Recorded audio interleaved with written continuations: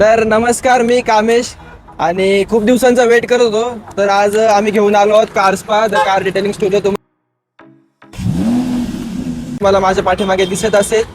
तर इथे तुम्हाला मी व्हिडिओमध्ये सर्व सांगेल की आपल्याकडे काय काय काम केलं जातं डिटेलिंगमध्ये, कशा प्रकारे केलं जातं, कोणत्या प्रकारचे पॉलिशिंग होते, त्यानंतर सिरामिक आपण कोणती वापरतो, त्यानंतर गाडीला आपण PPF कोणते यूज केले जातात, सर्व गोष्टी तुम्हाला दाखवतो. एकदा तुम्ही व्हिडिओ बघा पूर्णपणे, मग तुम्हाला समजेल.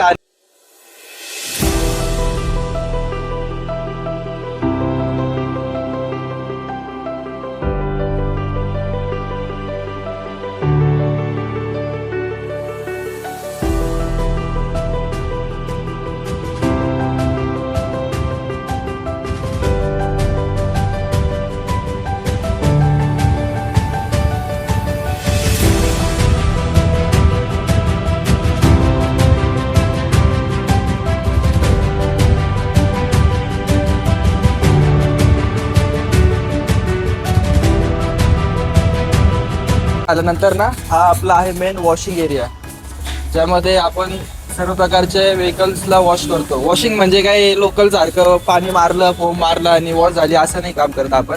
वॉशिंग म्हणजे डिटेलिंगमध्ये काम होतं, ज्यामध्ये गाडी आल्यानंतर गाडीला पूर्ण चेक केलं जातं. त्यानंतर गाडीमध्ये काही प्रत्येक ठिकाणी तुम्ही चेक केलं असेल तुमच्या गाडीला सुद्धा, डोअर हँडल्स, तुमच्या गाडीचे नाव, लोगो, आणि त्यानंतर विंडशील्डला वॉटर स्पॉट असतात, हार्ड वॉटरचे स्पॉट आपण ज्याला बोलतो, आणि ते पहिले आपण क्लिअर करतो. त्यानंतर इंजिनला स्टीम वॉश करतो. स्टीम दिल्यानंतर इंजिनसाठी EWC म्हणून लिक्विड येतं आपल्याकडे, ज्याने इंजिन पूर्णपणे क्लिअर होतं. ऑइलचे डाग असतील, पाण्याचे डाग असतील, काही व्हाईट कलरचे क्षार जमलेला असतो, हार्ड वॉटर वगैरे, ते सर्व क्लिअर होतं. त्यानंतर इंजिन क्लीन झाल्यानंतर पूर्ण गाडीला प्रत्येक कारला तुम्ही बघू शकता ना की टार लागलेला असतं. म्हणजे हायवेला जेव्हा गाडी रनिंगमध्ये असते ना, त्यावेळेस ना बारीक बारीक डांबर वगैरे उडतं गाडीवरती, तर ते आपण क्लिअर करतो. टार रिमूव्ह करतो, त्यानंतर हार्ड वॉटर रिमूव्ह करतो, इंजिन क्लीन करतो. त्यानंतर येते प्रोसेस आपली वॉशिंगची. पूर्ण कारला वॉश करतो आपण, पाणी, फोम वगैरे. फोमसुद्धा आपण सिरॅमिक वॉश किंवा PPF वॉश यूज करतो, जो आहे कार स्पाचा आम्ही ओन यूज करतो. आणि त्यानंतर वॉशिंग पूर्ण झाल्यानंतर गाडीवरती आम्ही क्ले प्रोसेस करतो, ज्यामुळे काय होतं की गाडीवरती, म्हणजे आपण बोलतो ना की गाडीला वॉश केल्यानंतर पण असं हात फिरवल्यावरती ना ती स्मूथनेस नाही मिळत, ते आपण क्लेमध्ये क्लिअर करतो. तर तुम्ही इंट्रोच्या व्हिडिओमध्ये बघितला असेल आमचा स्टुडिओ कसा आहे. तर तुम्हाला पुन्हा एकदा मी सांगतो की हा आपला मेन डिटेलिंग एरिया आहे, ज्यामध्ये आम्ही वॉशिंग नंतर गाडी आपली आत येते. इथे पेंट करेक्शनचं काम केलं जातं. पेंट करेक्शन नंतर मग गाडीवर सिरॅमिक किंवा PPF जे काही असेल ते आपण अप्लाय करतो. तर पेंट करेक्शनसाठी आम्ही ना एक DA पॉलिशर यूज करतो, जे आहे शाईनमेटचं. त्यानंतर सँडिंग, कंपाऊंडिंग आणि पॉलिशिंग हे तीनही काम पेंट करेक्शनचे जे आहेत ते आपण शाईनमेटच्या DA पॉलिशरने करतो. आणि त्यासाठी मटेरियल जे लागतं आपल्याला, कंपाऊंड, पॉलिश जे काही लागतं, ते स्कोल कन्सेप्टचं आपण यूज करतो. तर तुम्हाला स्टुडिओ कसा वाटला कमेंटमध्ये एकदा सांगा नक्की.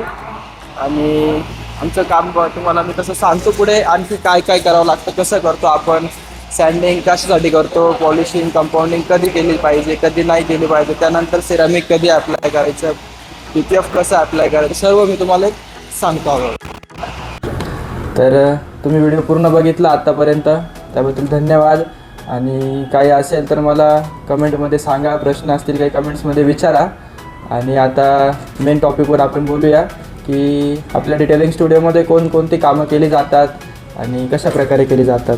तर मेन आपल्याकडे वॉशिंग असेल, क्लिनिंग असेल, इंटेरियर क्लिनिंग आहे, त्यानंतर तुमच्या गाडीचे पॉलिशिंग वगैरे असेल, हे सर्व कामं तर आपण करतो. बट त्याच्यापुढे पेंट करेक्शनचं काम येतं, तेही आपण करतो. त्याचं पण मी तुम्हाला सांगितलं आहे पेंट करेक्शन. त्यानंतर आपण पेंट करेक्शनच्या नंतर येते प्रोसेस ती सिरॅमिक कोटिंग आणि PPFची. तर सिरॅमिक कोटिंग जी आहे ती आपल्याकडे 4 प्रकारच्या येतात. एक येते लाईट सिरॅमिक, ज्याला 1 वर्ष लाईफ असते. त्यानंतर येते ट्रिनिटी 9H, 3 वर्ष लाईफ असते. त्यानंतर पेंटागॉन 10H, 5 वर्ष लाईफ. आणि एक येते ग्राफेन कोटिंग, ज्याला 7 वर्ष लाईफ असते. आणि सिरॅमिक नंतर आपण करतो PPFमध्येही 3 वर्ष, 5 वर्ष, 7 वर्ष, 10, 12 लाईफ टाईम अशी पॅन इंडिया वॉरंटी मिळते. आपले इंडियामध्ये 125+ कार्सचे स्टुडिओ आहे.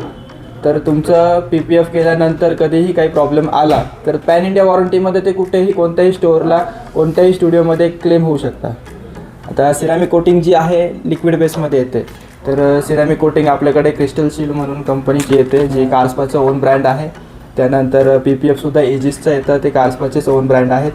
तर सिरॅमिक कोटिंग आणि PPF का केली पाहिजे, तर कसं असतं ना की आपली गाडीचा जो पेंट आहे, पेंटला प्रोटेक्शन म्हणून आपण करतो, पण एक एन्व्हायरमेंटल डॅमेज प्रोटेक्शन म्हणून सिरॅमिक कोटिंग बेटर असते. कारण एन्व्हायरमेंटल डॅमेजेसमध्ये तुमच्या गाडीवरती जे काही उन्हामध्ये गाडी उभी आहे तर कलर फेड होतो, डल होतो आहे, किंवा वेदर इरोजन आहे, ॲसिड रेन म्हणू शकतो आपण, इंडस्ट्रियल पोल्युशन आहे, एखादं केमिकल पडलं आहे, बॉल ड्रॉपिंग झाली, किंवा ट्री गम्स झाडाखाली लावली काहीतरी झालं, या गोष्टींनी आपलं पेंट डॅमेज होतो. ते नको व्हायला त्यासाठी आपण सिरॅमिक करतो.